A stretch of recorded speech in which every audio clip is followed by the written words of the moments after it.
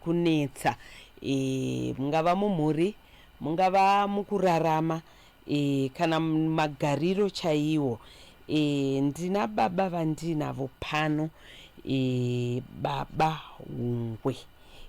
Makadi yenyu tokutambirai nemufaro mukuru pano paStar FM. Makadini tete Tilder. Ndiright hangu. Kuri seiko kwabviwa? Aiwa kwabviwa kutsveta hako. Alright, ndokumbirawo musvebere pedyo nemike yenyu apo tinyatsonzwanana nditika. Right, okay. So, babaka, tikudawo kupaiwo nguva yekuti tinge tichinzwa kuti chii chaita kuti munge muchititsvaga chazosakisa kuti munge muri pano muzuva ranhasi. Ndoziva panguva yandambokuonai ndikazokusiya ndikati inimi ngachimboitai cool down, munenge mune ukasha chaizvo mune zviri kukunetsai, zviri kukudzimbai zvamuri kuti no man ndikuda kuita sei ndinyatsotaura. Inyaya yei yakusvitsai pano? Mochitangira kubva kwekutanga kwenyaya yenyu kusvika kuzosvika kwamaita pana pazuva ranhasi. Ichokwadi tete Tilder, mazvita zvenyu nekutigamuchira pachirongwa chenyu. Ndiri concerned zveshuwa pandasvika ndichiri ndakati gumbuke nokuda kwekuti ndiri kufila kuti mwana wangu anenge ari kuabuswa nemapurisa nezvipatara. Alright, ngatimbomirai kudaro, timbomira kuaccusa, tingotanga kunzwa nyaya yenyu. Alright, mwana wangu wakarwara. Mwana wangu warwara, ndakaenda naye kune chimwe chipatara. Akarwara ari kumberi musaja iko zvino ngatichifambai mbichana nenyaya munyatsorondedzera nhoroondo yacho yese. Mwana wangu akarwara ari kuchikoro. Okay. Arwara ari kuchikoro. Takanomutora zvikoro zvisati zvavharwa. Ari mubhodha. Tanomutora zvikoro zvisati zvavharwa, takauya naye. Akatanga kuongororwa nana chiremba. Aingoongororwa, mwana aichema nepamwoyo achiti ndiri kuita dambudziko remwoyo. Mwana ati ndiri kuita dambudziko remwoyo, akaramba achirwara holiday yese. Zvokuti even Christmas chaiyo akatamba arere achirwara. Last year, yes. Okay. Mwana arwara kudaro, musuwa vana nguva yekudzokera kuchikoro yakati yakwana. Yeah. Takabhadhara fees yemwana. Tikabhadhara mari kuti mwana agotakurwa nebhasi adzokere nevamwe pamwe chete. Musi wekudzokera wacho chaiwo mwana akatadza kumuka achirwadziwa zvekuti matake everything zvatomumota.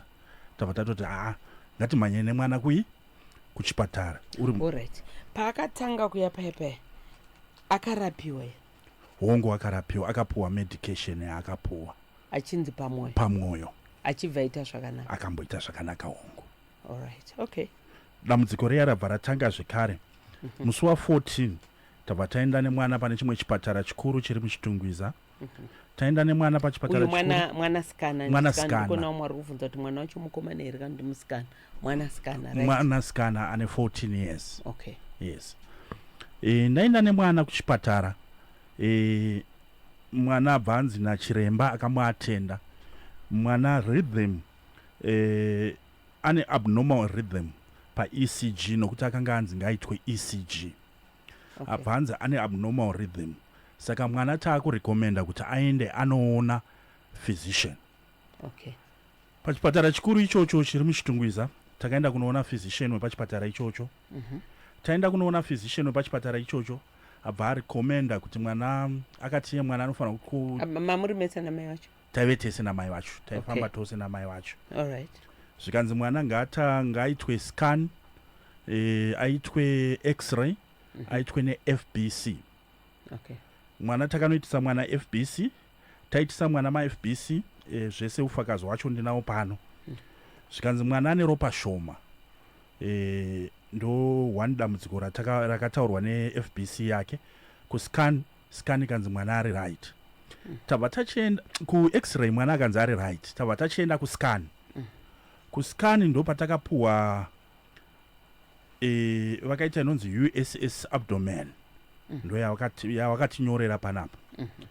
Vakati izvo mwana ane nhumbu ine 35 weeks 6 days. Ari kutofanirwa kuzvara musi wa 15 February 2025. Numbu. All right, this was muna January. That was on the 17th of January. Dumbu rake rarakakura. Zvamuri kungoona izvozvo makamutarisa tete ndozvaive zvakangoita dumbu rake. Hapana chachinja, hapana chadii. Ndinokusenderai maphotos ake a day before patazoenda naye kuchipatara tichiendesa maruva kumusha kumakuwana sekuru. Okay. Tinawo maphotos iwa a day before. All right. But takasvikonopuwa this scan. Yo. Zvikanzi mwana. Angasina kusunga. Mwana wekana ne the way yaanopfeka yacho, hembe dzaanopfeka, mwana ane 14 years. Munoziva vana vemazuva ano kana mapfekero avo. Magove out.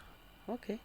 Hatina kana one day ratakamboona mwana aine any challenge. Yeah. Kana kuti mwana akamboita problem yekudya kana kuti yechii. No. All right. Then mwana anza ane nhumbu.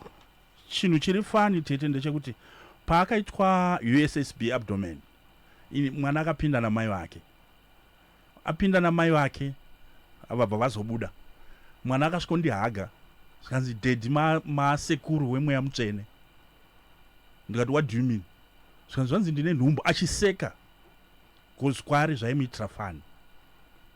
Until atozoona kuti face aitojoka. Aitojoka kwari it was a joke. Achiudzwa izvozvo kuti une nhumbu. Until atozoona facial expression yangu kuti baba vanenge vadini vagumbuka vatoshatirwa. Ndopaakatoti kona idhedhe muri kutsamwei ina handina mukomana ini kana kurara nemukomana ina handina ndakamborara nemukomana ini saka nhumbu yacho ndoiwanepi inhumbu rudzii. Okay. Sababa ndakatsamwa tabva taenda kumba. We tried kubvunza mwana. Hapana, mwana akaramba achiinsista nyaya yake yekuti inini handizivi chinhu chinonzi mukomana. Uye zvanditori namukomana. Izvo zvanga akuenda kunoita form 3. Alright. Anga ari form 2. Okay. Handizivi chinonzi mukomana kana mukomana wacho handina. Zvekusvika takasvika pakunyengerera mwana. Kuti saka hakuna wakambokupfimba here? Kana kuti so that tinzwisise kuti zvakanyatsofamba sei. This was on the 17th. On the 18th, 19th, 20th, kwabva taenda kunonzi kuchitungwiza hospital. Taenda kuchitungwiza hospital, ndokwatakati rega timbonowana rubatsiro because tanga tava ina confusion ye situation yanga ine mwana. Hamuna kufunga kana kutenga ma-pregnancy test? Oh yes, pregnancy test yakatengwa. Pregnancy test yakatengwa musi wa19. Okay. Namai vacho. Alright. Vakatenga pregnancy test musi wa19, vakatesta mwana. Pregnancy test urine yakati negative. Musi wa20 tabva taenda nemwana kuchitungwiza Central Hospital ku FST. Takutofunga kuti possibly mwana wedu akaabuswa. Haasi kuda kudini? Kutaura. Rega tichienda kunaye kunana mazvikokota vanoona nezvevana. Takaenda kunana mazvikokota vakatarisa mwana vatarisa mwana zvikanzi mwana dumbu rake rakaoma. Zvikanzi dumbu rake rakaoma kuti ngi. Saka I cannot confirm or deny kuti mwana ane nhumbu. Pave kutoda ini nawo rely nescan yamaitwa. Hapana scan painga nyepe ndichiremba aitaura izvi. But kana imi muine doubt you have to do another scan. Muita another scan. Isusu sana chiremba takutofanirwa kuti titoita ma-precautions ese anodiwa. Kunzi kana munhu anzi ane nhumbu. Vakabva vatomutesta mwana HIV, vatesta mwana syphilis etc. Mwana akaramba achiinsista, mwana akaenda mucounseling, ndikazodaidzwa kunzi baba dzorai hasha, mwana wenyu right now akutotraumatizika. Mwana wenyu ari kuizi. Apa muri kuitira mwana hasha? Ichokwadi. Alright. Hasha dzanga dzondibata kuti nemazimari andiri kubhadhara ye-school fees. Ongonzwa kunzi mwana ane nhumbu yari kutozvarwa next week but 1. Haisi nyore azvigamuchiri kitete Tilder. Yeah.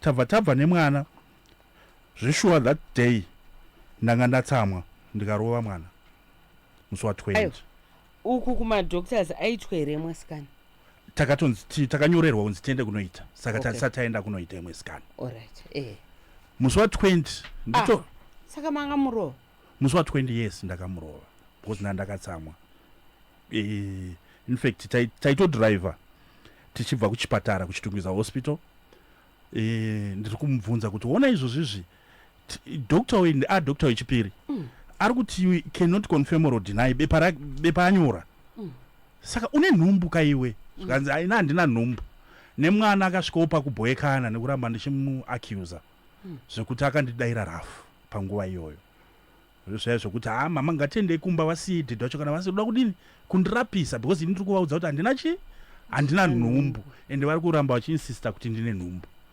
ndakarova mwana mota imomo zvokutendeuka ndikarova mwana mbama so ndakadhiropa vana ndakadhiropa mai nemwana kumba ndadhiropa mai nemwana kumba musi wa20 iwoyo around 5 ndo pandakafonerwa namai vacho zvikanzi ndafonerwa ivo vanga vari kubasa zvika ndafonerwa namaid kunzi pani masiya mwana wenyu abva aenda kumazuva ake ndikati unorevei iwe zviri possible here zvauri kudini zvauri kutaura zvikanzi mwana aenda kumazuva ake anzi mwana aenda kumazuva ake musi wa20 21 22 23 24 makuseni iri friday ndakangomuka makuseni ndabva ndaperekedza vamwe vana kuchikoro then ndakabva ndakungoti semunhu ari kungobuda kuenda kubasa mazuva ese kana mai vacho kana anyone handava ndakaudza ndakabva ndananga kuchipatara chihombe ichocho chakaita examination mwana ndakasvikonoona matron in charge ndikati ndauya nethis issue ndo situation yandinayo kumba kwangu ndine skani but mwana wangu izvozvi ndaudzwa kunzi mwana wangu ari kumazuva handingamutarisi mwanasikana pandaudzwa kuti mwana wangu ari kumazuva ari kutoteera mazuva ake mungandiexplainerewo here kuti izvi zviri kufamba sei vabva vadaidza munyakuita scan uss abdomen yacho zvikanzi ai ndinoramba ndichiinsista kuti mwana wenyu ane nhumbu ndikati kana mati mwana ane nhumbu saka yaendepi because nhumbu muri kutaura kuti yazvarwa 15 ko iwe nedumbu remwana hauna zvawakaona here zvikanzi ndikati mwana wacho anga ari mwanaye paskani yenyu inofanirwa kushowa because asiye mwana wangu wekutanga ndaitoendesa vana kuskani makaona kuti mwana anga ari mwanaye zvikanzi yanga isingaoneki kuti mwanaye nokuda kwekuti mwana anga aine mafluids mashoma mudumbu make manga muine mafluids mashoma saka zvazvisingakwanisi kutaurika kuti mwanaye matron todini zvikanzi namatron this is a serious issue isusu will invite you kuti muonekwe nachief gynecologist wepano pachipatara chedu akuongororei ndikati zvakanaka musi ndakabva ipapo ndakanodhiropa mwana kumba ndakaenda kubasa musi wa24 ndaenda kubasa around 3 I received a phone call from this matron achiti huyai nemwana ndikati no mai vacho vanoshandira muchitungwiza I'll ask mai vacho kuti vadrive vauye nemwana indiri kure ndiri kuharare zvikanzi it's okay zvinoita 20 minutes later I received another phone call maprintouts aisendinawo ndauya nazvo I received another phone call from the same matron zvikanzi huyai imimi nemwana namai sezvo now it's a problem inotoda vabereki vacho vese vemwana muripo okay will come but ndakutoya na 5 o'clock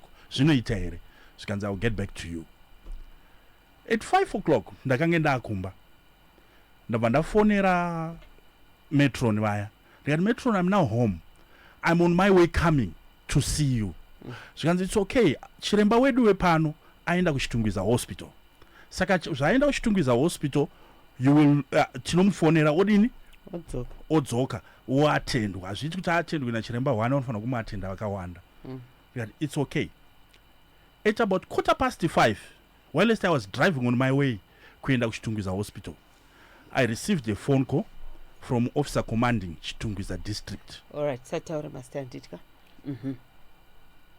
Right, Ande. I received a phone call from the police when I received the phone call from the police, zvikanzi tiri kukuda pano mune mhosva yeabortion. Mhosva yeabortion? Ndiani akaita abortion? Zvikanzi mwana wako akaita abortion. Chipatara charipota, mukuru wechipatara aripota kuti une mwana akaita chi? Akaita abortion.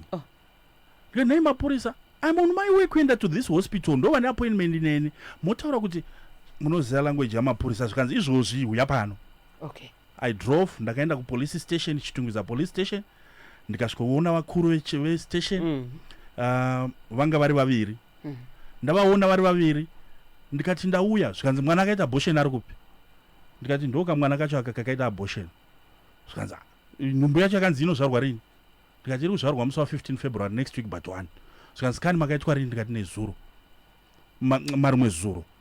Zvikanzi imimi dzokerai kuchipatara ichocho munoongororwa zvekare vakwanise kukuudzai havana kubatsirai zvanzi panapa muri kuda kuita extortion muri kuextorta chipatara muri kuti muri kuda mari kuchipatara. Ndikati ndokuda mari how? Ndine ndaenda kuchipatara ndine concern nesituation ine mwana wangu ari kurwara, even right now mwana uyu ari kurwara, saka I want to know kuti what is the problem. Zvikanzi ndizvozvo zvandataura chiendai. I went to the hospital around 7. Ndaenda kuhospital around 7. Ndokutime ndakazosvika. Vabva vafonerwa, mukuru wechipatara chiyabva afonerwa. Zvikanzi ndatobuda. That thing is inini I abide by scan yangu. Scan yangu hainyepi. Zvandakati zvakatotaura scan yangu ndizvozvo. Take it or leave it. Mwana wenyu ane nhumbu. Ndikati but right now taakusungisa. Taakusungwa nemapurisa. Zvikanzi inini handirambidzi kutaura neshamwari dzangu mapurisa. And all this conversation, phone yangu ndo zvaingoro inorekoda maconversation. Yairekoda. Zvikanzi handirambidzi kutaura neshamwari dzangu. Ndakataura nefriend. Saka a-friend yangu kana iriyo yateka action. Ndikati kana makataura ne-friend about a 14-year-old medical condition in a 14-year-old. Are you protecting mwana or what? Zvikanzi zvandataura ndizvozvo. Then I phoned the matron wandakatanga kutaura naye masikati acho. Zvikana matron, it's okay. Imimi don't worry. Chiuya imuswe Monday and see me. Ndabva ndaenda on Monday. Friday, Saturday, Sunday mwana aigomera tete. Hatina kumurapisa. Because ndanga ndane fear kuti ndikarapisa mwana takabvisa nhumbu. Apa tiri kunzi takabvisa nhumbu. Zvinofamba sei? Apa muri kufamba namai vacho? Tinavo mai vacho. All right.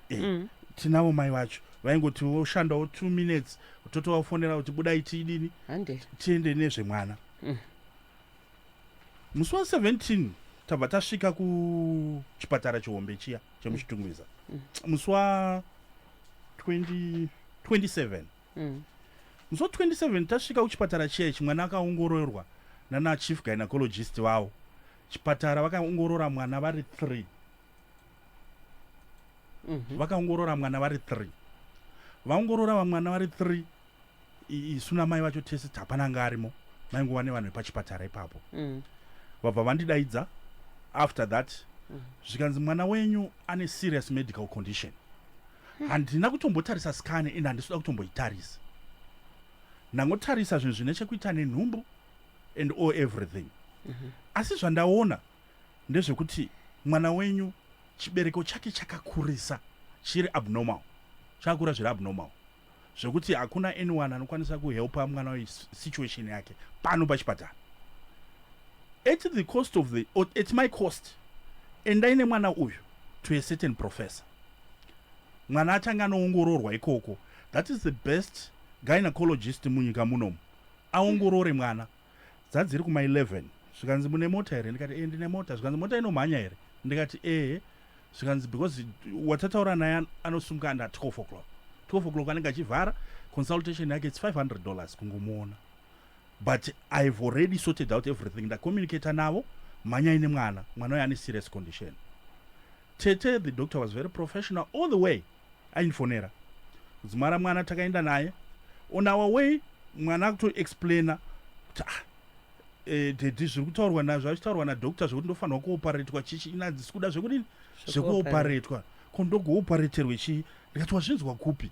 Zvikanzi vanga vachitaura neumwe doctor pafoni wavafonera vachimuexplainera. vamuexplainera kuti chii mwana akutaura explanation yaitwa. Saka iwo waitwa matests api? Vandiita test yemukanwa chichi. Mwana ndauya naye I think can explain because handisimo. Okay. Tasvika kuna professor vaya. Tasvika kuna professor wabva vatarisa mwana. Tichisvika zvikanzi nyaya yenyu ndakainzwa musi weSaturday. This is what the professor said. Nyaya yenyu ndakainzwa musi weSaturday. Apa mna mai vemwana? Tina mai vemwana tiripo tese. Okay. Nyaya yenyu ndakainzwa musi weSaturday. Zvandakainzwa musi weSaturday riga nditarise mwana. Vabva vatarisa mwana. Zvikanzi mwana I can't say ane nhumbu kana kuti akamboita nhumbu. Vabva vamuita scan. Vabva vamuita scan. Vabva vadrowa zvikanzi chibereko chake chakakura chiri abnormal, this and this. However, kukura kwacho problem yake inofanira kunge iri adenomyosis. Pane dambudziko rinonzi adenomyosis. No, that could be the problem. Ine mwana, it's a rare medical condition. Pavana. Nokuti chibereko chake chakakura 7.5 centimeters by 3 centimeters long. All right, it's okay. Musapenyi ma details. All right. I can't say mwana yanga ine nhumbu recent. Hazviiti. Zvikanzi however, zvikanzi akati mwana yana nhumbu ndiani tabva tataura. Zvikanzi tone this scan tavapa. Then he started to explain about this scan. Vakutaura zviri missing pa this scan. Okay. Zvikanzi all these things it's not adding up. Okay. Kuti what exactly is she? What could be the What's story? Happening? Right. Muswa tabva tadzoka kuchipatara. Kubva tabva kuchipatara kuya kuti tadzoka. Taexplain wanzi mwana dambudziko rake ari kutofanira kutoitwa kuitwa mamwe matest. Chidzokerai kuchipatara ichocho. Munovapa chi report iyi kuti izvi kaizvi. Asi kana vakainsista kuti mwana ane nhumbu, akaita nhumbu, vanomira for 6 weeks. Chibereko chishiringi. Chemunhu anenge akaita nhumbu chinobereka. That's why vakadzi vakutotira kutoti explainera. Chinodzoka chichi etc. But kana mwana muchida ne 14 years akagara kumhanya kudai so. Kakazvara musi wa17 nedetira nhasi. Hazvimeki sense. All right. That's okay. Then on the 27th we are tabva taenda kuchipatara kuya tiri tese namai vemwana. Tasvika kuchipatara. Tichisvika kuchipatara kuyako. Takutaura kuti tikatauya kuzoonawo mukuru wechipatara. Zvikanzi mukuru wechipatara hapa aenda kumasvingo kuworkshop. Okay. Aenda kumasvingo kuworkshop. Oh, okay. What is the story? Zvikanzi tabva tavaexplainera kuti tabva kwamatiti tiende. This is the report yatadini? Yataudzwa. Saka this issue yekuramba muchisungisa mwana wedu kuti akaita abortion. Why can't you respect us? Mwana akazi ngasungwe Wangu. Okay. Yes. Oh. Then muswa that particular same day. Isusu takagara madoctor waya mai vacho vakareceive phone call. Vabva vabuda panze. Vabva vadaira phone. Vabva vadzoka metron matanga tigere. Zvikanzi Hungwe ngatiendei. Ndikati indau tichiri kutaura zvikanzi handei. Tabva tabuda. Zvikanzi muri kuwaste time. Phone call yandareceiver ndeye mukuru wechino chipatara ari kupolice station. Kutaura kuti mwana akabvisa chii, maita sei nemwana wekubvisa nhumbu. All right. Okay. All right. Saka muchidima pa baba tukuti chi? Tete mwana ari kuramba achisungwa nemapurisa. Right now mwana haachatoendi kuchikoro uyu. Mwana ari kufanira kuenda kuchikoro. Mapurisa ari kutaura kuti mwana uyu takazoenda kumatests, mwana akazosungwa zvekare. Akaitwa mawanted caution statement ane 14 years. Achinzi akaita abortion. Vakaenda naye kumedical test kuchitungwiza hospital. Ndofanira kubvunza kuti akanoitwa mamedical test. Vakaitwa mamedical test nechitungwiza hospital. Chitungwiza hospital ikataura kuti tinayo report yacho panapa. Ichitotaura kuti emotional state semwana is crying and mwana is now withdrawn. Considering patakambomuona musi wa 20 mwana is now different. Mapurisa panyaya yenhumbu. Panyaya yenhumbu vakaramba vakataura kuti hapana nhumbu yatiri kuona, no visible evidence finding on suspected abortion. Ndo report yatakapuwa nechitungwiza hospital. Mwana ini namai takarambidzwa kuenda. Shinzi mwana awe welfare, we social welfare. Sure. koinda hatina explanation tete, hatina explanation yatiri kuwana kubva kumapurisa. sure. Mwana adaro tete. Mwana atorwa musi wa 27 musi wa 29 January. Mwana ndopa akasungwa achinzi achiendeswa kumamedicals ekuparenyatu ekunhingi ekuchitungwiza. Aendesa nhingiyo ndakaenda ini sembereki ndikanokonfranda officer in charge wepapolice station iyoyo yemuchitungwiza. Mungati explain zviri kufamba sei. Akava neunhu hwake hwaakaita. Ndikaenda kuchipatara ndikanoona vakuru vechipatara chiya, kusvikapedzisira ndasungwa asi makaita mhirishonga. Handina mhirishonga yandakaita, ndakaenda ndichida kubvunza kuti zviri kufamba sei, can you help me, because ndini ndakatanga kuuya kunoku ndichida kunzwisisa. Why all of a sudden makuti mwana wangu akadini akabvisa nhumbu, ndini baba maripots aya mungandiudze, ndini baba. Ndikasungwa tete. Ndikagara muchitoks. Ndikaenda kurimandi. Zvokutovharirwa? Ndikatoenda kurimandi, ndakatobuda mari mwezoro kurimandi.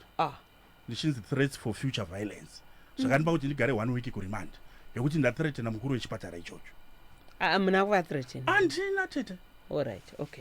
Alright. Saka iko zvino mwana zvakamira sei? Mwana ndiri kurimandi ikoko.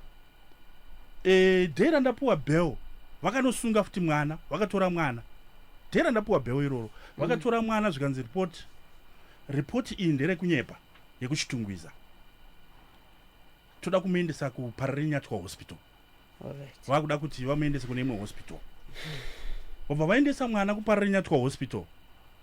Vabva vadzoka. Vabva vangoti mwana wenyu hapana kwaanoenda, anytime tichakudaidzai muchienda kucourt. Tikati mwana mubhodha ari kuda kuenda kuchikoro.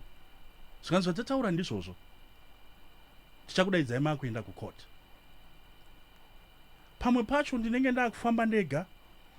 Ndo basically ma situation andinayo nemwana. Zvokuti izvozvo mwana ari kutadza kuenda kuchikoro. Alright, baba. I think we've had a lot of cases ekuti vanhu vanogona kusagutsikana kana kufara nemabatirwa vanenge vaitwa kumapurisa. Makakwanisa kutora nyaya yenyu kuenda kumusoro here kupolice headquarters?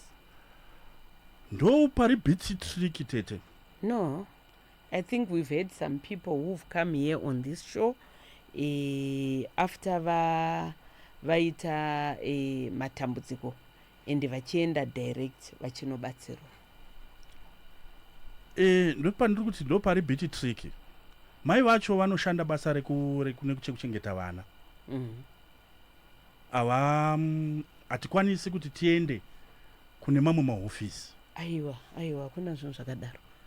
Hakuna zvinhu zvakadaro.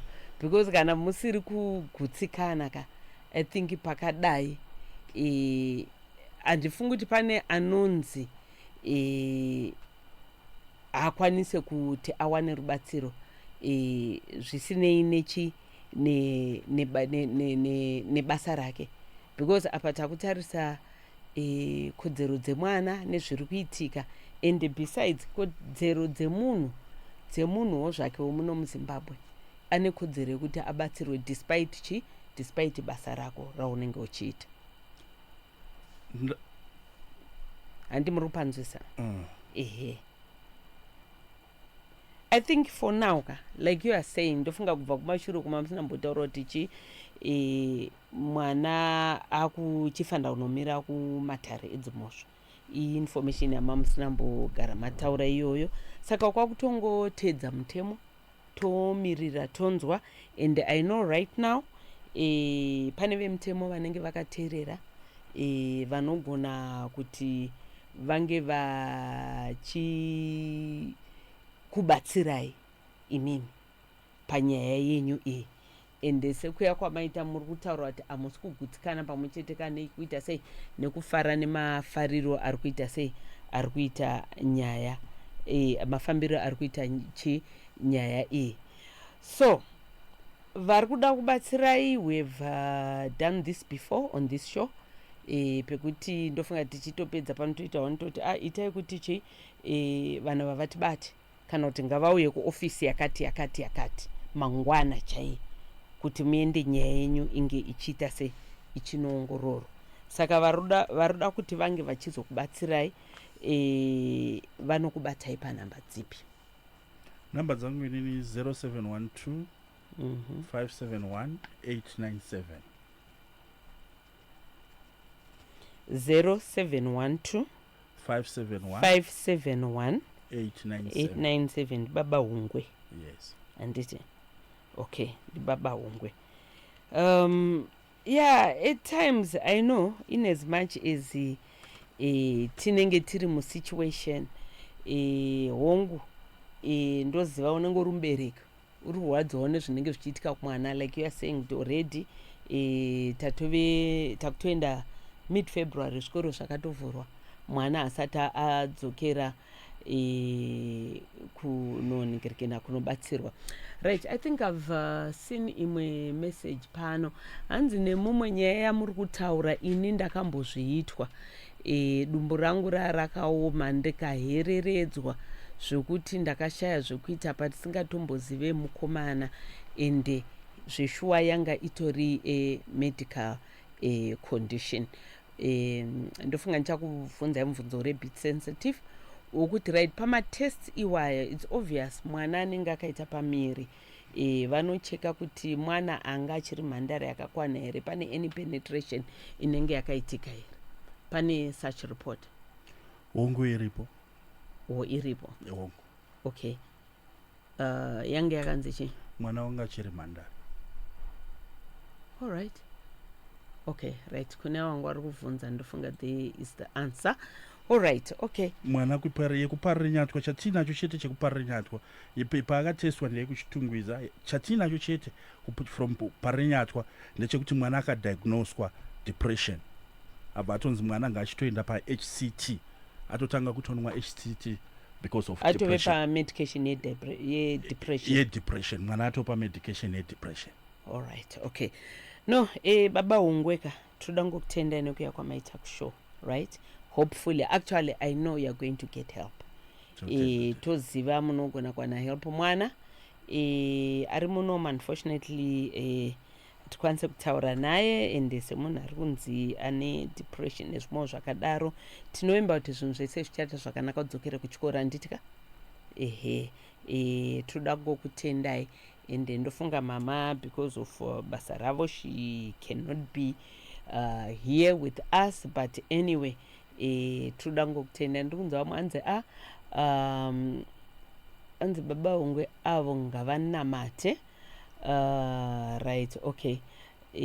Vamwewo vakati hanzi makamboedza kusikawo spiritual help here kana kuti kwamuri this was a simple and straightforward ningikini?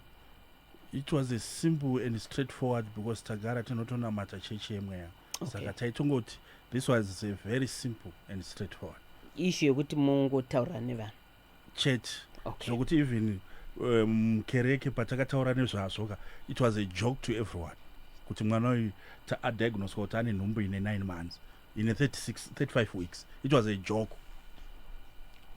Sekutojoka kwaakatoitawo iye zvokuti munhu wese akaseka tichivaudza kuti ndo zviri kunzi mwana uyu ndo zvaaita because papasina reason yekuti tihide anything.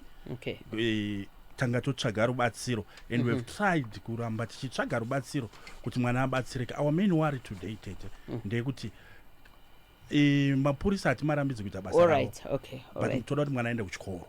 Alright, aiwa sekutaura kwandaita namba dzenyu tatora tapawo vanobatsira, vamwe vanga vachitipei namba dzavo, vamwe vakati varairi vauye kuofisi yakadai ngazvimbodai zvichizodai. Right, namba dzenyu tatora ndekana pane vatibata definitely tichakubatai tongova connecta nemi. Totenda tete. Anditika. All right, anyway, thank you so much for coming and we wish you all the best. Tinotenda. Anditika. All right, okay. Yeah, a very sad story there indeed, and unfortunately nyaya inenge ichizoinvolva mwana, you can imagine the trauma and all, chizotanga kutaura nyaya dzakadai, especially pane mubereki, pana baba, and zvinhu zvinenge zvakaita sei, zvinhu zvinenge zvakaoma chokwadi. zvakaoma shuwa. Anyway, tirege tiendera mberi. Ve-Tollgate Motor Spares vanovaiwo ma-suppliers ema-engines, engine spares, ma-engines, ma-suspensions, ma-service kits pamwe cheteka nema-accessories vanowanikwa ivo panumber 30 Kaguvi Street muguta reHarare nepanumber 2 Robert Mugabe Road Harare, shop number 2 8633 Old Jairus Jiri Complex Gazaland ku-Highfields. Kozotiwo panumber 4 Kona Akram Idi Mnangagwa Street kugweru, nepa shop number 1 Nyamunda Building 4th Street kukwekwe, nepa new shop iri kuChegutu pa DGM Complex shop number 6 pa Station Street opposite Chegutu bus rank.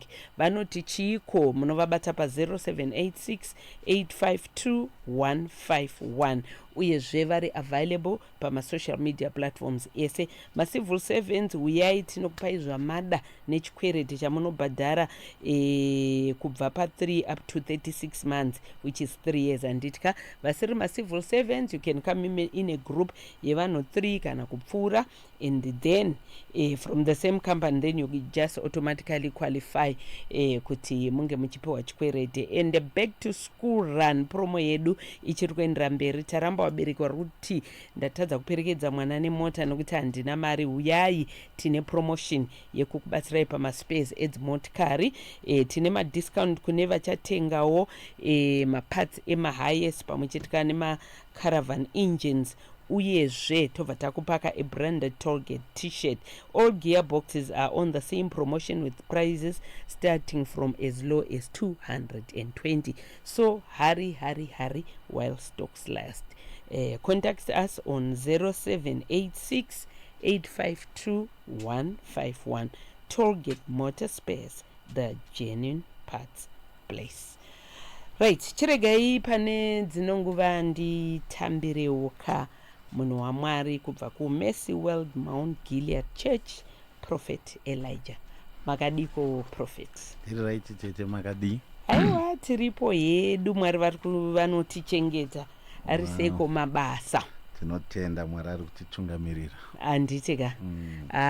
Ndakanzwa vamwe vanhu vachitaura kutoti pastel lottery home mazuva anaya tichibva hedu kumabasa tikungopfuura neko tiri kukomborerwa chaizvo. Zviri kufamba here. Mwari ari kutiitira zvikuru tete. Inguva yekunamata, you know, when you start your year at that peak, people are coming in numbers. Yeah. I think vazhinji vari kupfuura nepo, vari kupupura kunaka kwaMwari.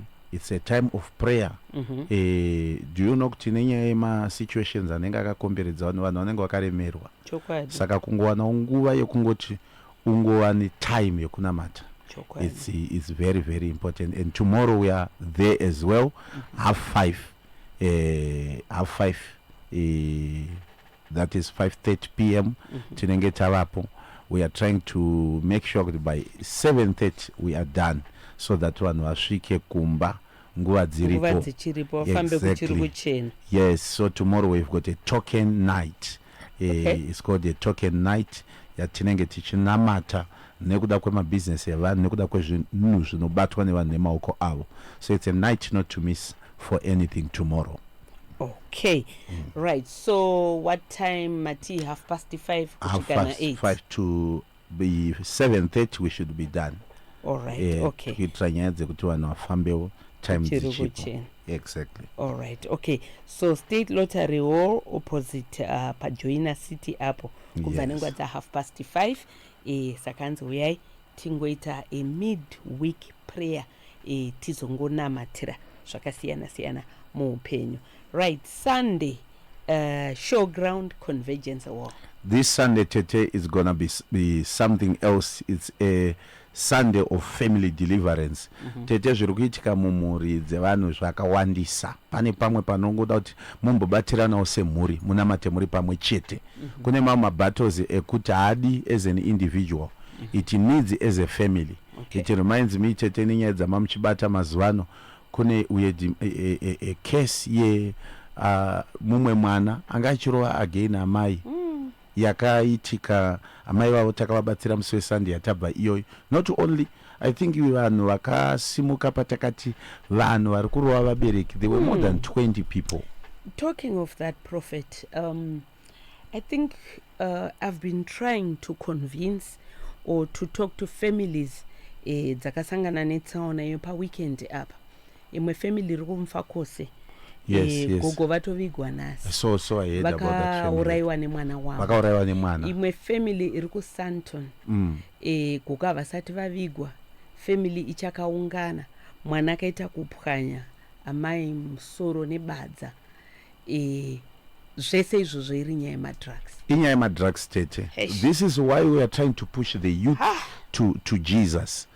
It's very important tete kuti even vabereki ngavapushire vana vavo kundonamata, because vana zvimwe zviri kuitika ndezvekuti vabereki vazhinji havasweri nevana. That's why muchiona kuti even munhu anochengeta mwana chaiye waunoti mubatsiri wako webasa yamusikana webasa anoda kubatwa zvakanaka, because anogona kunotisa zvimwe zvinhu zvausiri kunotisa pamwana. Iwe uri kuswera uri kubasa. That's why tiri kutaura nyaya dzedu dzemasande kuti we are trying to push kuti by 1 p.m. we are encouraging people to have family gatherings, time with your family, because zvinhu izvi zvinoitika in ignorance. Okay. Tiri panyaya yekunamata iyo. Okay. Because I think there is no way in which tichatanga kuti mwana nhasi akura acho kuma 30, 40, 20 years ndakuchitanga kumudza kuti handei kuchechi. Inyaya yekuti tigare tatanga. Bible rinotirovedzera mwana nzira yanofanirwa kufamba mairi kuti kana akura agone kutiza mairi. But now with the situation and scenario iripo, the same Bible robva rati shamwari dzakaipa dzinodza tsika dzakanaka. Mubereki wese tete unofanira kutoziva type yevanhu vanotamba nevana vako. You should be particular about that. Saka you realize kuti you should know backgrounds avo vanhu vakamira sei. I also encourage even parents, if it means to invite vana shamwari dzevana vako dzichiuyawo pamba pako uchivavheta uchiona kuti vanhu vakaita sei. Because right now tete we are losing a healthy generation, we are losing generation in a potential. Why vana vapushirwa madrugs, a lot of them. So even this Sunday I'm calling for families. It's going to be a family deliverance Sunday where we are praying also with families, not only ishema drugs, kune zvimwe zvinoteera ropa zvinenge zvitevedzana nevanhu that we need to pray for, especially this upcoming Sunday. Zvakaoma. Okay, so this Sunday it's a Convergence Hall, right? Convergence Hall Showgrounds is the family deliverance Sunday. Okay. And ndinoramba nchiencourage vari kubva kure, it's better kuti by Saturday unge wava muHarare, so that unozonzwa mumwe achienda Victoria Falls time yaari kusvika pachechi ari kusvika 12 isitasara ne1 hour kuti tibude. You need to come a bit earlier if you come Saturday, so that Sunday time inotanga service wava muchechi. And tete iko zvino because nenyaya dzevanhu vari kuuya muuwandu vakawandisa, we have created an environment yekuti I will take my time also for 1 hour, 1.5 hours praying for everyone anenge apinda muservice, at least so that I touch them with my hands. All right. Okay. So vanoda kubatai ende vanokubatai panamba dzipi, munobatikawo zvakare here pama social media platforms. Do you also have time dzekumboitawo ma prayers pama social media platforms? Yes, tete pama social media platform tine Facebook page yedu yakanzi Prophet Elijah the Messenger. The official page it's one. Pane mamwe andichiona anenge achitumira vanhu achipema achiti tiri kuda mari dzekuchengeta vanhu. That's not our page. We don't do that. We don't even ask anything on social media. And kuti tine vanhu vari vanenge vachikuatendai papage iroro, the official page rakanzi Prophet Elijah the Messenger. Then we have my numbers are not 0774 553 514. I will repeat that number again, 0774 553 514. Then it is 0718 796 524 ndichaidzokorodza zvakare 0718 796 524 then tine 0775 672 683. I will repeat it again, 0775 672 683. Then those who are outside nevamwe vari muno vatengo vachida kuona zviri kuitikawo kumaservices edu, you can go on our YouTube platform yakanzi Prophet Elijah the Messenger. You will see my Sunday services edu ipapo as well. Nditeka. Anyway, thank you so much Prophet. Ndikuverengere anzi tete Tilda ndimuresere Prophet Elijah nema